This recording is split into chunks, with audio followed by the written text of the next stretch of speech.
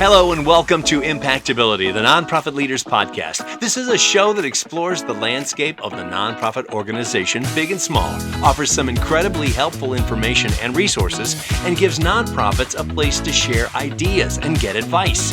Our show is sponsored by Sukup Strategic Solutions, offering a wide variety of services to help nonprofits maximize their impact.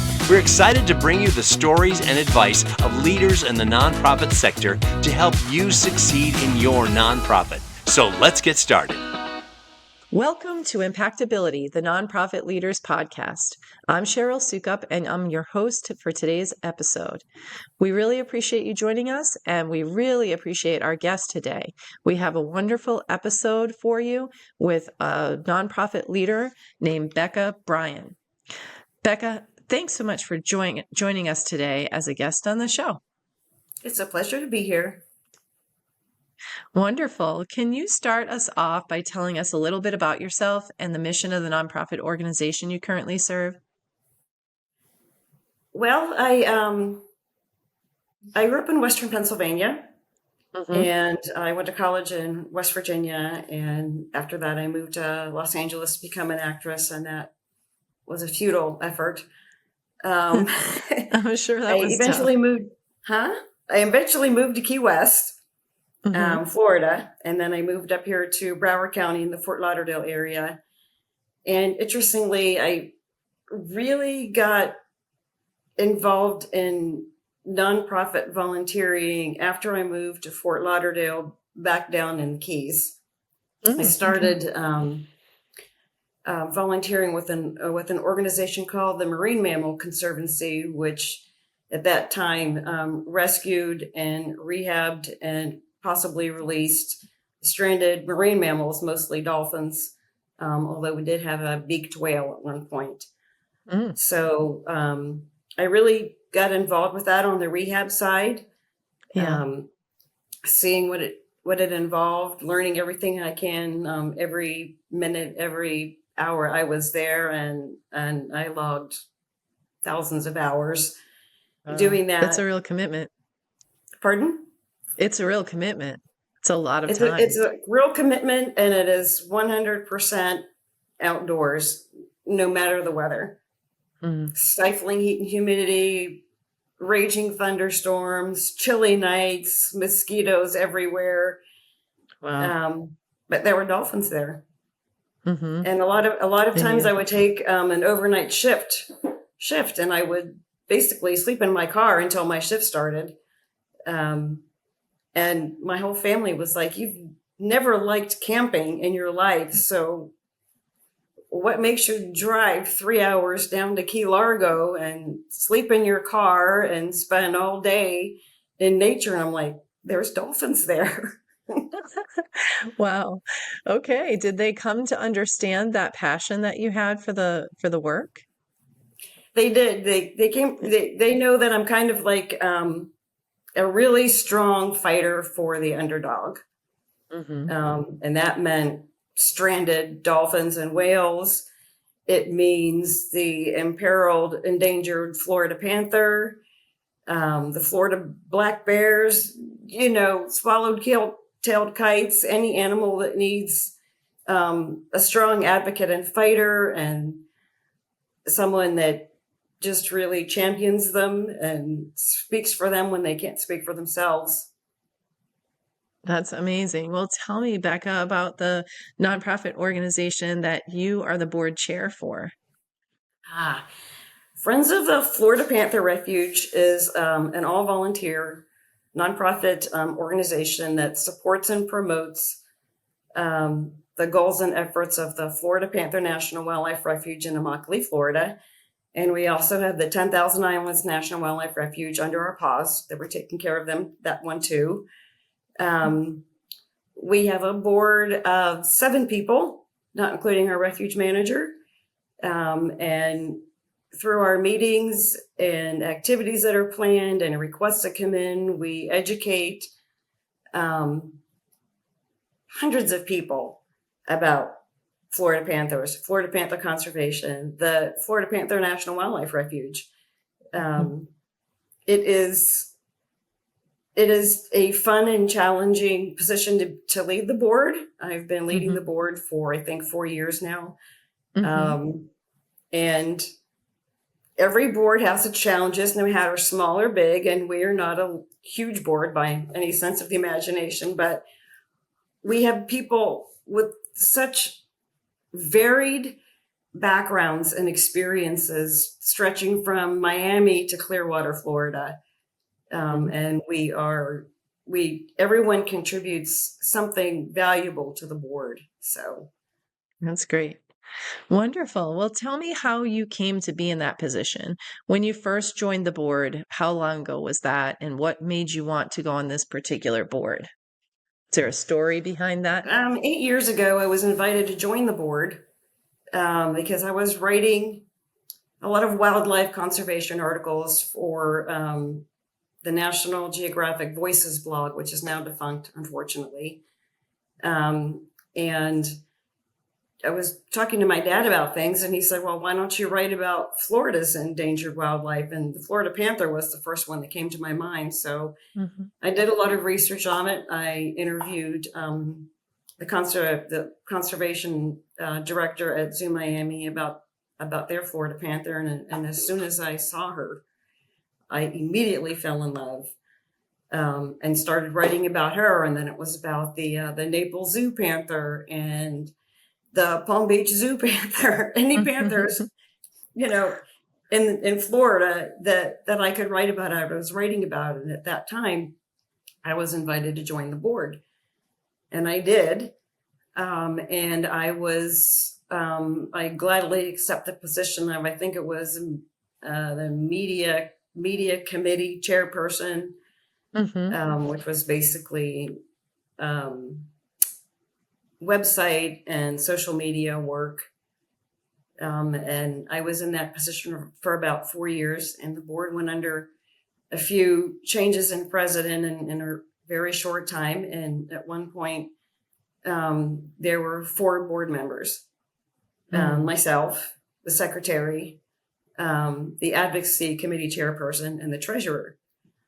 And we had a meeting one night on Zoom, and we said, well, we have to elect a chairperson. And immediately the advocacy chair said, no, I don't want to do that. The secretary said, well, I can't do that because I'm the secretary. And the treasurer said, no, I'm not me either. So that kind of left me. So they elected me, and I accepted it. And through our annual meetings, our membership and supporters solidified that vote to put me in the seat where I am now, where I've been for 4 years. Great. All right. Well, thinking about your leadership position and the work that you do with the Friends group, what inspires you the most? Like, what makes you want to stick around for 4 years on the board, and then as the board is having some challenges, stay and power through, and then take on an even more challenging leadership position as the board chair and stick with that for 4 years? What is it that inspires you and makes you keep going? It's just the Florida Panther National Wildlife Refuge itself. It's a closed refuge, meaning that only out of the 26,000 plus acres that it encompasses, 2 trails are open. And if you've ever taken any one of the trails, you probably did not see Florida panther, but I'm sure they saw you, And I love it. It's not close to me at all. It takes me about 2 hours to get there anytime I go. And a lot of our outreach is over in Southwest Florida, so, a hefty drive isn't that big of a deal for me. And what inspires me to stick on is because I truly believe in what the Friends do.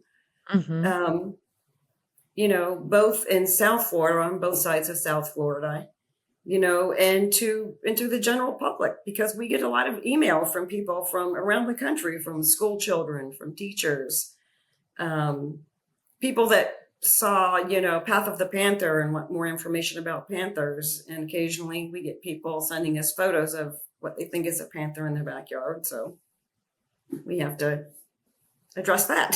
So Mhm. it's fun, and it's a bit challenging at times, but I truly believe what Friends of the Florida Panther does, what our mission is, who we support, the staff of the refuge, and their goals and efforts through every single challenge they ever face. That's great. Good. And is there a particular success story that you can share? This is a chance for you to maybe tell a story that helps kind of illustrate why you're so passionate about this. I think really good success for the Friends was when I was given access to the website and to our email account. On the website, I immediately started to optimize it for search engines. That's every page, every image, every video. And by doing that, most of the time we show if someone Googles or searches for Florida Panther or Florida Panther Conservation, we rank at the top of the page before the FWC, before the Fish and Wildlife Service. And that also leads to people thinking that we are the FWC because our email address is floridapanther.org. So that boosted our page up, and every web page that we have, it boosted it in search engine rankings, giving us a lot more visibility to a lot more people. And that in turn actually started increasing the amount of email that we got. Also, Carlton Ward's Path of the Panther has brought in a lot of attention to the Friends, from school children who were doing projects about an endangered species, not just in Florida, but in Illinois and other parts of the country. And it gives us a chance to send educational material to them so they can learn more about it, write their reports for their classes or whatever. It just really, those two things together just really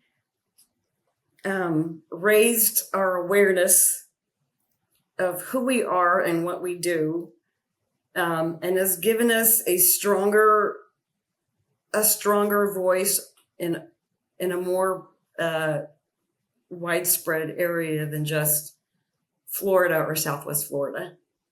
That's great. All right. Well, tell me now, what is one thing that you know now that you wish you had known when you first began your involvement with nonprofits?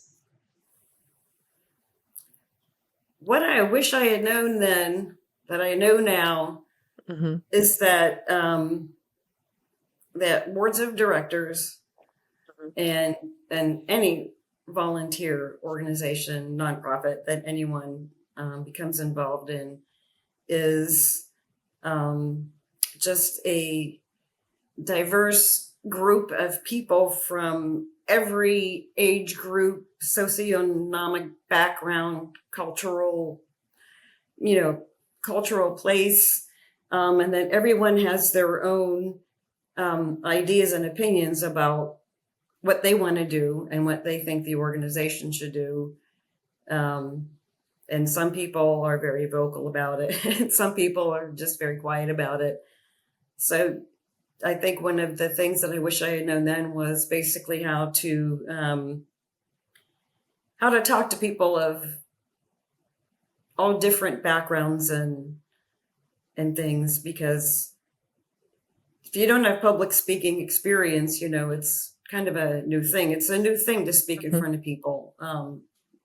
I have to do that at our annual meetings when I do a presentation, and I find that to be the most frightening thing.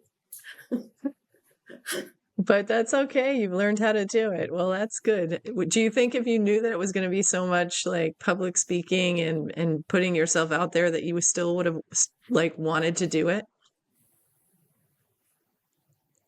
I still want to do it.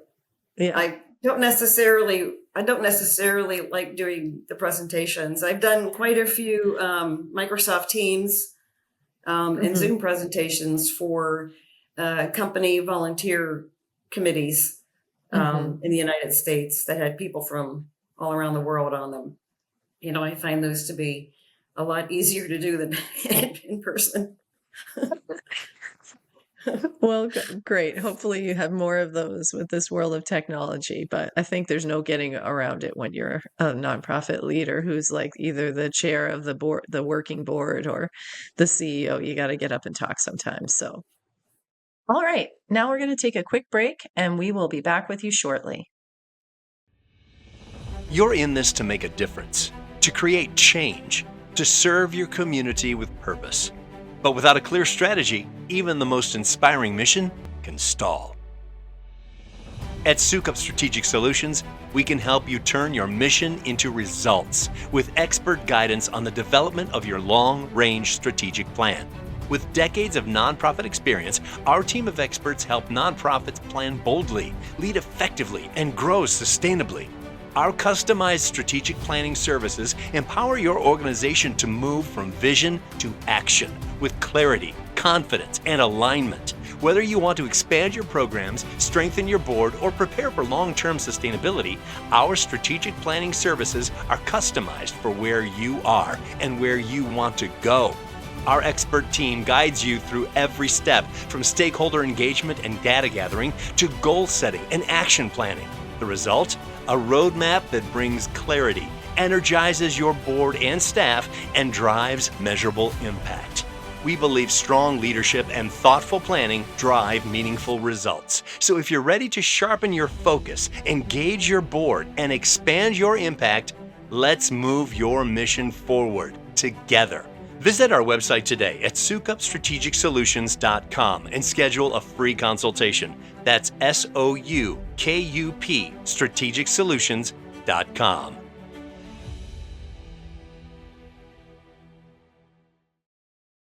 Welcome back. I'm speaking with Becca Bryan of Friends of the Florida Panther Refuge.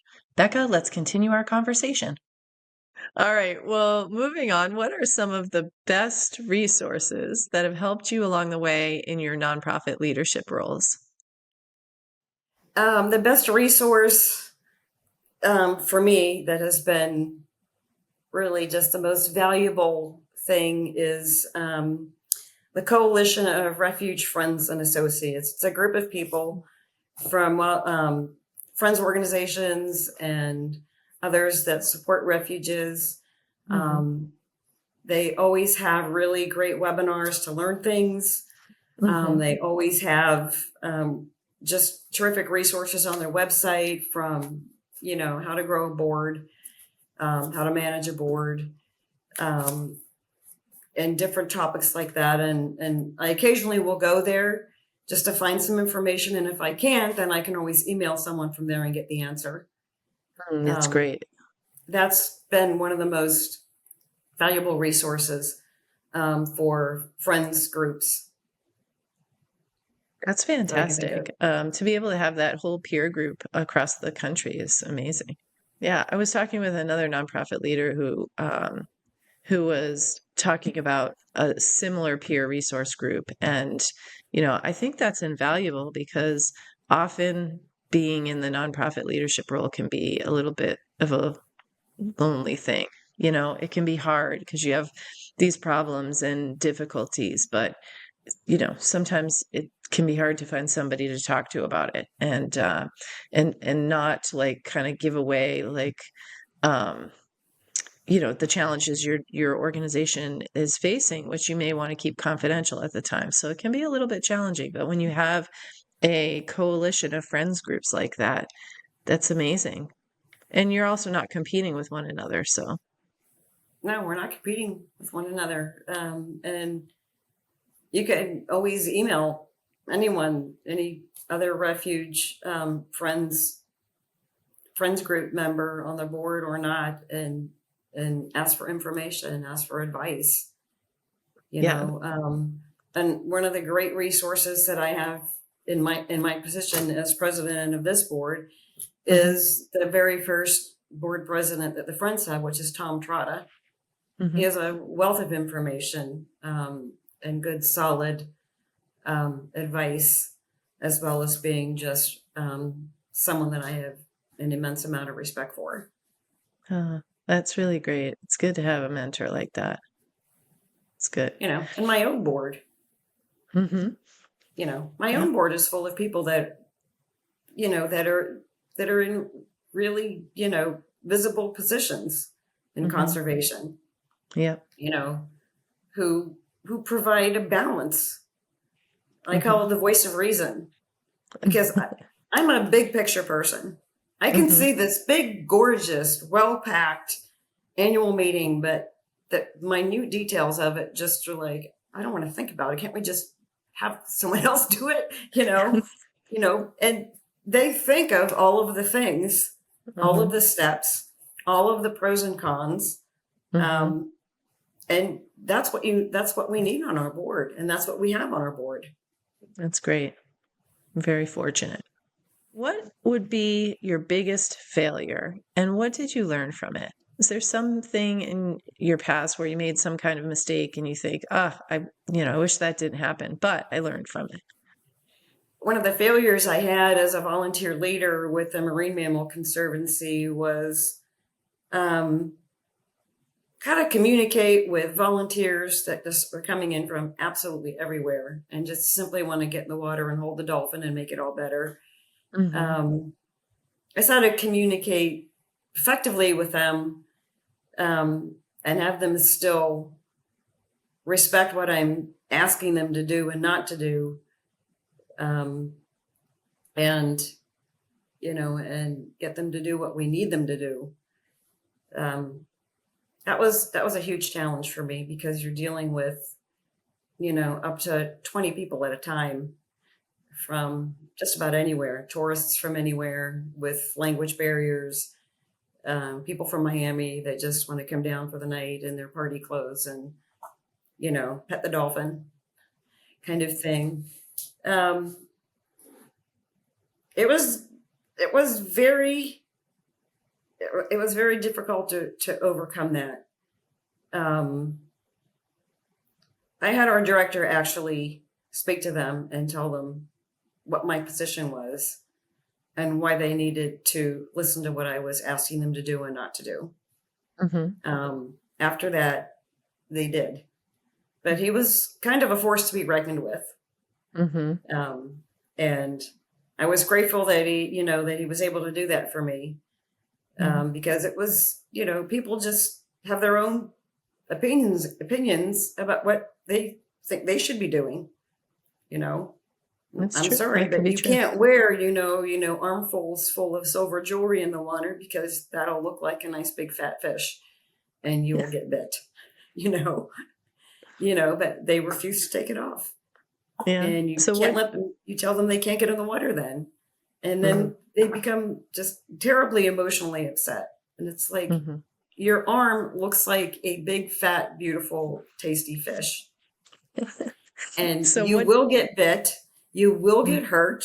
You will have to go to the hospital and get just this whole round of shots to combat the bacteria that are in the dolphin's teeth. And they wouldn't believe it until, the director told them. But I actually saw this happen when we had some professionals from SeaWorld come down to help us. There's one guy got in the water. He was a big, muscular guy. He had a wetsuit on. He got in the water. I can handle that dolphin. The dolphin was wild, really mad, really scared to death. And every time he tried to get a hold of her, she bit him, and she bit him so hard one time and raked his arm that it ripped his wetsuit, and off to the hospital he went for a round of shots. And that happened like twice with him. So it's, you want people to understand that without scaring the heck out of them. Yeah. So what did you end up learning from that experience? What was the big takeaway for you? That I need to practice how I speak to a large group of volunteers with authority, without being intimidating or sounding arrogant. because I'm not an arrogant person by any stretch of the imagination. And I still, to this day, practice to try to do that, work on that every day when I'm dealing with a lot of people. Sometimes I fail at it, sometimes I don't. Mm-hmm. But every failure is a lesson learned and it makes you better in the future. So that's good. That's true. Tell me, if there was one piece of advice you could give to other nonprofit board members outside your organization, what would it be? Stay the course. Fight through the weeds. Federal and state regulations, all those changes. Stay the course. Put your head down, barrel straight ahead. You can get through fundraising challenges, board growth challenges. The Friends Board struggled through that for a while, and we finally have a good board here. It sometimes can be really hard to remain enthusiastic when there seems to be so much going on in our country and in this world and in our personal lives. It's sometimes you just want to just say, I can't take it anymore. I have to focus on this. But in the end, when you meet and you become involved with a nonprofit, whether on a board or as a volunteer, you'll realize that you may not be changing the world, but you are changing this one part of the world, this one aspect of the world that could mean so much more than just trying to change the whole world or doing nothing at all. It's true. And it's very rewarding and extremely meaningful. It brings a lot of meaning into your own life, right? Yeah. You just really have to literally put your head down and push your way through. Yeah, I like that. So often you'll see nonprofit leaders stepping away when things get tough. I was just having lunch with a board member the other day, and that he's on a board that's going through a really difficult situation, and they've gone through multiple difficult situations, and a lot of the board members left, and they were down to, I think they were down to maybe four board members from quite a much larger board. But he stuck it through the whole time, and they're building back, and things are going well. And it's a powerful thing to see it through. And then as things start to get better, to like the reward that you get personally for persevering can be quite incredible, because the mission, that's what's important. So I think kind of what you're saying is that you persevere, but you lean into that mission too. We persevered when we had 4 people left on the board. Head down and barrel through. All right. In your opinion, what is the most important strength or personality trait someone would need to succeed in the nonprofit sector? Commitment. When you commit to volunteering for a nonprofit, you need to maintain that commitment. I mean, we all have so much going on in our lives, and it can be really hard to struggle doing work for a nonprofit, doing volunteer work for a nonprofit, or being on the board of a nonprofit when there are so many other pressing situations in our life that could easily pull us away. And that's really the one characteristic, the one aspect of volunteering with or being on the board of any nonprofit is just maintaining your commitment to that nonprofit. Excellent. All right. And then this is my last question for you today. What is one piece of advice you'd offer someone just starting out in the nonprofit sector today? If they had to know one thing before they get started, what would you say that should be? Take the time you need to find out what truly drives you to volunteer, to become involved with a nonprofit in any way. and do as much research on it as you can. If you want to join a group, you want to see who's on the board of directors. You want to see who they are, where they work for, what experience they have. You want to know, what kind of volunteer work you'll be doing, if you're capable of it. I mean, not everybody's fully capable of spending, 8 to 10 hours, out in the elements, counting dolphin breaths every 2 hours and writing them down on a sheet, So you just have to, determine, where you want to put your time and effort. And I can tell you that before I agreed to join the Friends Board, I did that homework. I looked to see who was on the board of directors. I didn't know anyone except for Elizabeth Fleming's name. And and she was the reason I joined the board, because she was on the board. She was a Panther advocate for a long time. And I'd read many of the things that she's written, both publicly and for the defenders. And then she brought Meredith Budd, who was then at the Florida Wildlife Federation. And I was equally floored to have her on the board. And then we had Kelly McAdams, who is the vice president of conservation education at Clearwater Marine Aquarium. So I have all these people who have this tremendous experience. And you have to know who you're going to be volunteering with. Even if you're just showing up for a day at the Florida Panther Refuge, pulling invasive weeds or setting up tables for, an outreach event or something. You have to know who you're going to be with, because you don't want to spend 4 or 5 hours or longer with people that you don't agree with. Yeah. Because then you're volunteerism like, well, why did I join this group? enjoyable. I'm getting the heck out of here. Yeah, it should be a good experience. Where can people find you online? If they want to get in touch, they want to learn more. They can find us at floridapanther.org. That is our website address. I think we're on Facebook at Friends of the Florida Panther Refuge. I think if you just put that in the search bar, you'll see us. You'll see our logo up there, and you'll know that is us.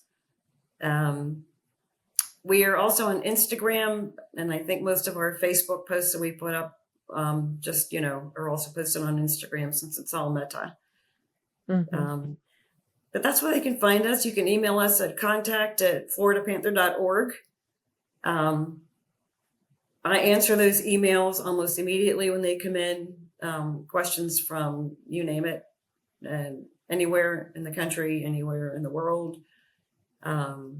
But, you can email us if you think you saw a Florida Panther in the backyard, but we're just going to forward it over to the FWC because they're the experts. Well, thank you for sharing that. We really appreciate your time today, your words of wisdom, and for all of your service. Your volunteer service is just incredible, all these years that you've spent. And I really appreciate all you do. Thank you, Becca. Thanks for joining us today. We hope you enjoyed this episode. We love to hear from our listeners, so please reach out and let us know what you liked and what else you'd like to hear. You can find our email address and links to our social accounts in the show notes. If you enjoyed hearing from today's guest, we encourage you to reach out and connect with them. See the show notes for their contact information.